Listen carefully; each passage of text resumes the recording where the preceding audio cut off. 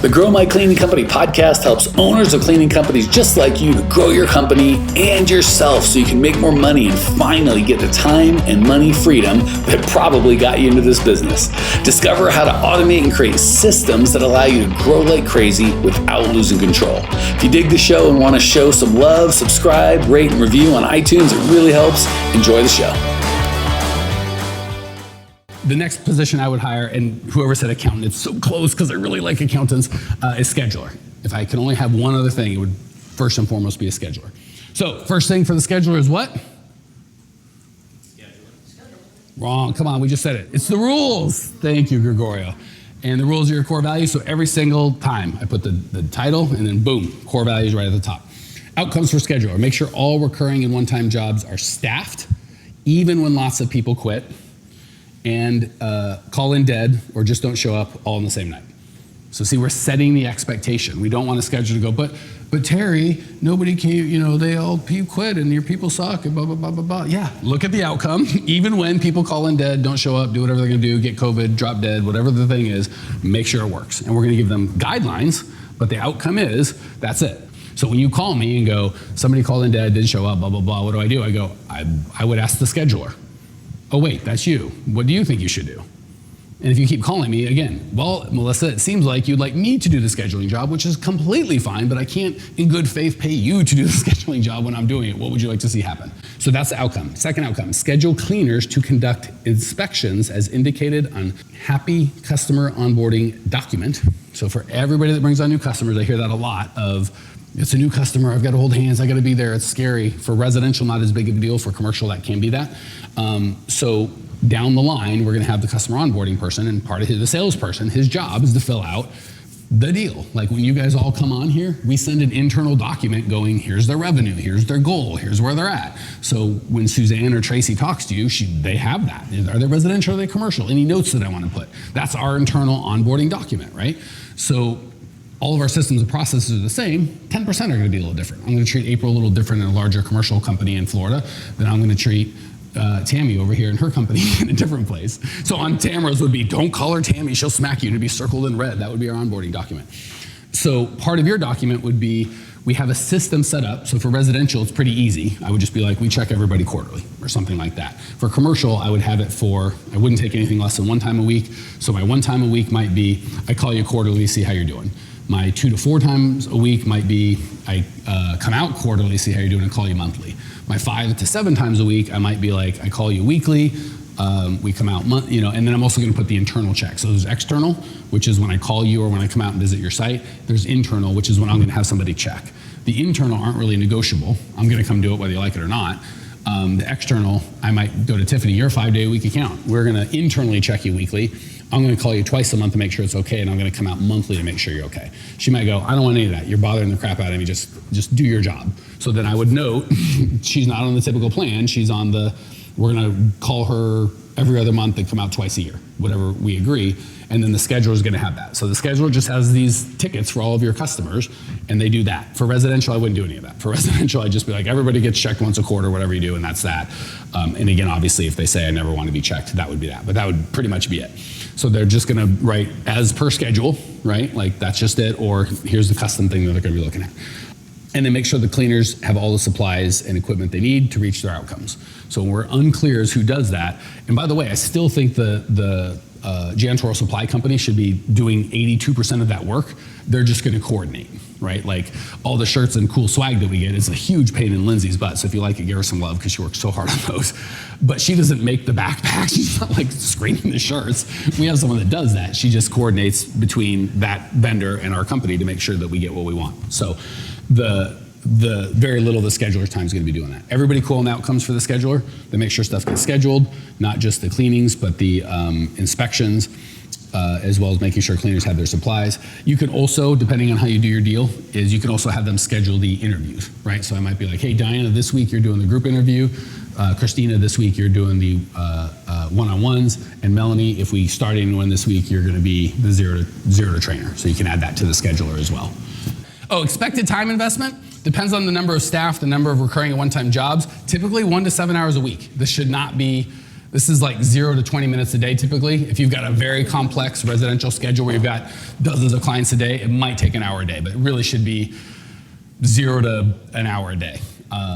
Compensation, this is a $5 to $20 an hour job depending where in the world the person lives. If you're in the Philippines, you can get a full-time, very smart person for less than $1,000 a month. Super capable. There's no need for this person to be on site. Cleaner needs to be on site, obviously, scheduler does not. Guidelines have a minimum of 1 floater / emerging cleaner for every 5 regular cleaners, with a minimum of 2 floaters at all time. So even if I only had 1 employee, I'd still strive for 2 floaters. That way we never ever have to clean, right? Once you kind of get scaled, I'd want 1 floater for every 5 with a minimum of 2. Monitor the hiring funnel to make sure you've got sufficient new staff coming in and give feedback to the owner if and when you don't, right? So we are going to be the one to add ads on Indeed, adjust ad spend, but they're going to track those numbers and kind of give feedback like, hey, we're a little thin, we don't have the people we need, so they're going to be our early warning signal. But those are just guidelines. The outcomes are make sure that everyone gets clean, schedule cleaners to conduct inspections, according to the onboarding document, make sure cleaners have all the supplies, and you can get fancy and have them schedule interviews for the cleaners as well. Next, Tracy, God bless it. Every time I want to call someone, because she had the next one. Anyone guess on who's the next hire once we've got our scheduler? Bookkeeper, bookkeeper, bookkeeper, write that crap down. Actually, I have written accountant, but you're right. It's actually a bookkeeper is a much cleaner verbiage. All right, just to be clear, guys, because we use the words CPA, bookkeeper, accountant interchangeably. Typically at the top of that pile is going to be a CFO, Chief Financial Officer. Those are usually a couple $100,000 a year. From all of you guys, you wouldn't need one of those. Chief Financial Officers when you've got millions of dollars typically either in debt or in receivables. There's a lot of money going around. Even if you're a larger company, the way we have it set up with all your cash coming up at the beginning and you paying bills pretty much on time, there's not a lot of cash inflows and outflows. You don't need a Chief Financial Officer. We as a team can do that for you. When we do when Tracy does the monthly P&L reviews or you bring that up to me, we are acting as your fractional Chief Financial Officer. Even our company, which is pretty not complex, just like yours is, we do just like you. We don't have a bunch of receivables and money and infrastructure. We have a fractional CFO that is part of our thing. So that means that we just use them for a little bit of a time. So for none of you guys, you shouldn't need to hire that. That's part of what you get here is we will help you in that role. Below the CFO would be a tax strategist. If you're paying more than about $50,000, $60,000 of personal tax personally, you might invest in a tax strategist. Below that would be your CPA or CA in Canada, would be just all they do is file your taxes. So the CFO, we will actually listen to their thoughts about how the business could and should run. They need to have business experience. They're much more about business and the cash inflows and outflows, nothing else. The tax strategist, we don't listen how the business runs. We only listen to how to minimize our tax burden legally. They don't know what they're talking about when it comes to running your business. The CPA is just the guy, gal, or team that physically files your taxes for you. They'll act like they know a bunch about business. They almost never do. We do not listen to our CPAs or CAs about business. They like to talk a big talk. They should know a lot about taxes and what's legal, but they're not business people. Accountants or bookkeepers, I like that better. Literally just keep your books. If we're gonna be specific, payables and receivables. That's it. Payroll is a payable. Receipt, that's it. That's literally all they do. We definitely do not listen to them about our books. So when our bookkeeper goes, well, Diana, you can't have it in accrual because that doesn't, if you're not competent to do the job, let me know, I'll hire somebody else. We're not interested in their opinions on how we should run our books. They do not know what they're doing. There's a reason they're charging $25 an hour to do bookkeeping. They're not business owners. So do not listen to your bookkeeper. In other words, they don't dictate what your P&L looks like. No, they do not get a vote. Your bookkeeper does not get a vote when your P&L. Their job is to ask you tomorrow, how would you like your P&L to look? And I will make sure I enter the data so you have the information you need. As soon as you get thank you, Tracy. As soon as you get a bookkeeper that's like, I don't like that. It doesn't work. Blah, blah, blah, blah, blah. Wrong guy, right? Diana, your job is to clean, and when Tamara walks in, she's happy. Well, I've got thoughts, and that really should, but listen, this isn't a negotiation. That's the job. If it's not for you, best of luck, but we're not gonna negotiate what the job is. I'm clear on what the job is. You can be clear on what you want to do, but this isn't a negotiation. So the bookkeeper, your job is to make sure I have the books I need looking the way that I want them, in the time frame I want them. I'm not willing to do that, that's stupid, you don't know what you're talking about, but okay, run along, best of luck. Hey, amazing people, you may have noticed we don't sell a dadgum thing on this podcast. We don't allow ads. The only ask I can ever have of you guys is if you dig the show, for you to spread the word and share so we can change as many lives as possible.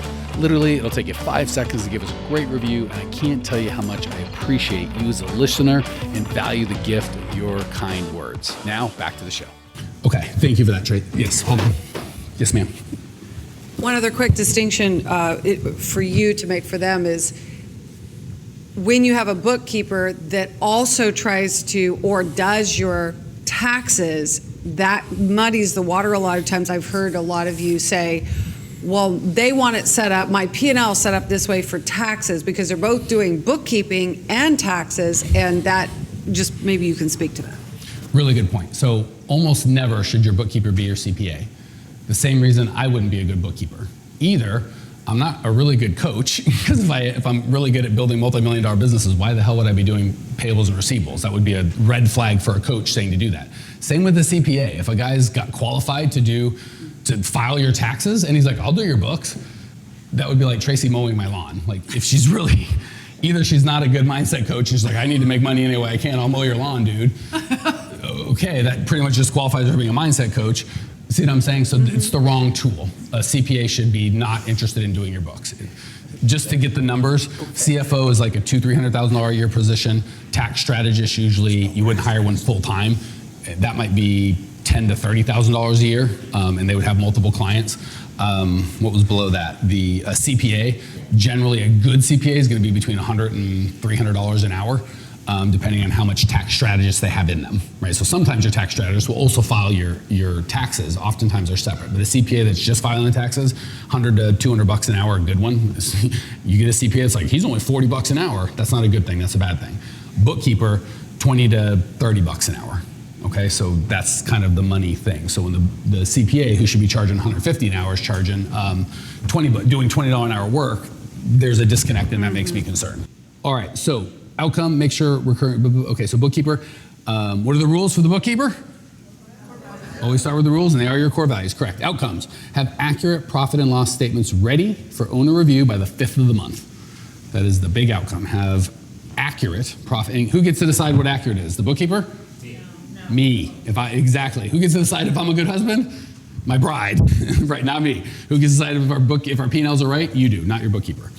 Okay, so by the 5th of the month, and I broke it down on outcome, accounts payable, get payroll hours and data to the payroll processing company, and make sure the payroll is properly entered with QuickBooks. So just keep in mind, payroll is just a payable. It's your biggest payable, it's your most complex payable, so Grow My Cleaning Company is a payable. Pretty easy, we just run your card and your bookkeeper is probably gonna make a bill, or should be making a bill in your thing, for professional development, and then when the money comes out, they pay that bill with the money that came out. Easy peasy. Payroll's a little more complex. You might have 10 or 15 people and they've got to coordinate with ADP or whoever your payroll company is. So they're not processing your payroll, but they're taking all the payroll legally, for Terry, taking all the payroll legally and giving that information to ADP or whoever your payroll company is. And then ADP is going to take out $14,319 or whatever your payroll is. Their job is to properly enter that in QuickBooks. So they're kind of the liaison, just like Lindsay does not make the things in your bag, but she makes sure that the bill gets paid, she orders the stuff, but they do it. So ADP actually does the payroll. Your bookkeeper is just communicating between your employees, getting the hours to the payroll company in a format that they understand, and then when ADP pulls that 15 grand of payroll out, putting it into QuickBooks, it's not just 15 grand payroll, she's putting it in correctly as a cost of goods sold. Everyone cool on that? Okay, sorry, this is so boring, but you guys have asked a lot about it, so this is your punishment. Call and collect payments that are not received on time, cancel service and notify owner, and schedule customer happiness manager if payment is not received in time. So for all of you guys, if for whatever reason you stop paying, I can assure you, I will not be calling you going, Stephanie, where's your money? We have an accountant, and she's not gonna be like banging down your door. She's gonna call and go, where's your money? And either you'll pay and the service continues, or you shall not pay, and she'll go to Lindsay and go, you gotta take them out of the group, they're not paying. That's it. See how there's not a lot of difficult conversation around that? Would anybody be mad if you didn't pay us or your credit card bounced and someone from my team in accounting said, we need your credit card information if you'd like to continue, and you ignored us or didn't give it and we took you out of the room? Would anyone be like, oh my God, you son of a bitch? Maybe. That's how you need to do it, right? Like there is no, and I would be so sad, oh my, not tomorrow. We do that with people, oh, not tomorrow, we love tomorrow, whoever it is. But there's no like, oh, there's no emotional, I did a bad job, I'm a terrible human, I better call tomorrow and apologize. You guys have that weirdness when it comes to money and begging and all that sort of stuff? So have someone else do it. And if an accountant goes, I don't do that, then you're not the freaking accountant. You have two jobs, payables and receivables. Half of it is receivables. If we didn't get the money, call and ask for the money. And they're not a collection agency, right? If your people aren't gonna pay, they're not gonna like sue them or do a bunch of, like with you guys, if you don't pay, we just kick you out of the program. There's nothing to it, but there's no emotion. Just like you guys, if your people don't pay, the owner's not gonna call and April, now you said, and there's money, and blah, blah, blah. I'm just gonna be like, Lindsay, take April out. She's not paying. Like, what do you want me to do? I'm not gonna beg her, I'm not gonna send her to collect, I'm not gonna do any of that stuff. So your accountant, if they're like, I don't do that, you're not doing collections, let's be clear. You're just calling and saying, your credit card declined, would you like to continue our service? Well, we have Susie's on payroll and we can't do it and they did a bad job and all the excuse. The accountant's gonna go, got it. I don't do any of those things. Either I collect payment or we're not getting clean. What would you like? You guys get the zero emotion in that? There's no negotiation, there's no shaking the fist, there's just, you pay, we do the service. You don't pay, we don't do the service. There doesn't have to be a whole drama thing, okay? And if your accountant says they're not willing to do that, they're a bad accountant. And if they say they won't do collections, that's fine. We're not asking them to do collections because 80% of it is be, oh, sorry, my credit card expired. Here's the, whatever nonsense. It's just, most of the time we call you guys, it's not anything weird. It's just, here's a new card. Okay, that's literally it. So accounts payable, get the payroll hours handled, make sure all bills are legitimate, ask the owner if you're not sure, and enter them to QuickBooks, and then pay them. So for all of you guys that don't have an accountant yet, there's 4 jobs. Enter bills that come in properly with the right date and the right account, right? For my bill, you wouldn't put in cost of goods sold, you'd put professional development. You wouldn't put it, for your October services, you wouldn't date it November, you date it October. And then you pay the bill. That's it. And that, again, the most complex of that is the payroll, where I've got to kind of coordinate all of my employees and get it to the ADP, and then ADP is going to take, $115,000 out. I got to put that in QuickBooks as, broken down properly. And on the receivable side, every time an automatic payment comes in, which it should be automated, you just literally make an invoice. You don't have to send it out, and just be like, boom, receive money, boom, receive money, boom, receive money. Oh, there's 3 invoices that were created, but we didn't receive money. Hey, Christina, oh, bad credit card. Okay, what's the new one? Done. Hey, Anna, oh, you quit. Okay, we're not coming anymore. Hey, Diana, bad credit card. Done. We're done. That's it. Everyone cool on that? Super simple. So you can do that in a couple hours, or you can hire somebody. Expected time investment, believe it or not, especially if you're commercial, 1 to 5 hours a week. Only time is gonna be more than that is if you're residential, you have 200 or 300 clients. Even then, it should be the automated, at the first of the month, Stripe just runs, or whatever your processor is, just runs all 200 of your clients, and you just have to follow up. If you've got 7 clients, the likelihood of having to call someone with a bad credit card is very low. If you've got 200, you might call 0 to 7 people a month. That's it, it's really it. So it's really just how many bills you pay and how many bills come in, easy peasy. Compensation, again, 20, 30 bucks an hour, maybe 40 if you got someone you love.